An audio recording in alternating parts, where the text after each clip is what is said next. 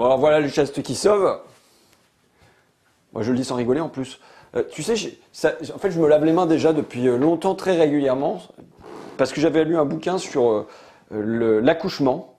Et au 19e siècle, il y a une flambée du nombre de femmes qui meurent pendant les couches. Et c'est le moment où elles arrivent à la maternité, où l'accouchement se fait plus chez elles. Et on se demande pourquoi. Et en fait, c'est parce que les médecins se lavaient pas les mains.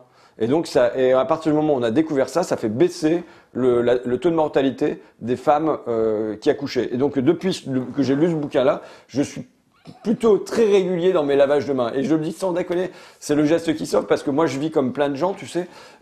Mes gamins, quand je suis pas là, et malheureusement, c'est souvent, quand je vais à l'Assemblée, c'est mes parents qui les gardent, ici.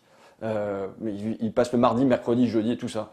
Et donc la question aujourd'hui, je pense comme dans plein de familles françaises, c'est comment je fais pour pas ramener une cochonnerie de l'Assemblée ou parce qu'on sait que c'est un pôle maintenant de concentration de virus ou des meetings et ainsi de suite, et de pas le refourguer à mes gamins qui le refourguent à mes parents. Et je pense que ça c'est une question que tout le monde se pose, et donc je le dis, c'est le geste qui sauve sans rigoler.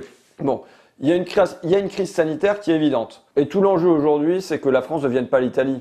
Je veux dire, on imagine la tragédie pour des soignants de devoir choisir qui ils sauvent. Et en fonction de critères d'âge, de maladie, de je sais pas trop quoi, mais de dire celui-là, j'ai le respirateur pour le sauver, celui-là, j'ai pas les moyens, on le laisse tomber, on le laisse de côté. Et évidemment, tout l'objectif aujourd'hui en France, c'est de pas arriver à ce que les soignants dans les hôpitaux ils aient à opérer ces choix tragiques. Donc il y a une crise sanitaire qui est là, il y a une crise financière aussi. Qui peut donner une crise économique, qui peut donner une crise sociale. Donc tout ça, c'est évidemment, il va y avoir des drames. Mais une crise, c'est aussi une fenêtre qui s'ouvre pour des transformations. C'est vrai tout le temps dans l'histoire.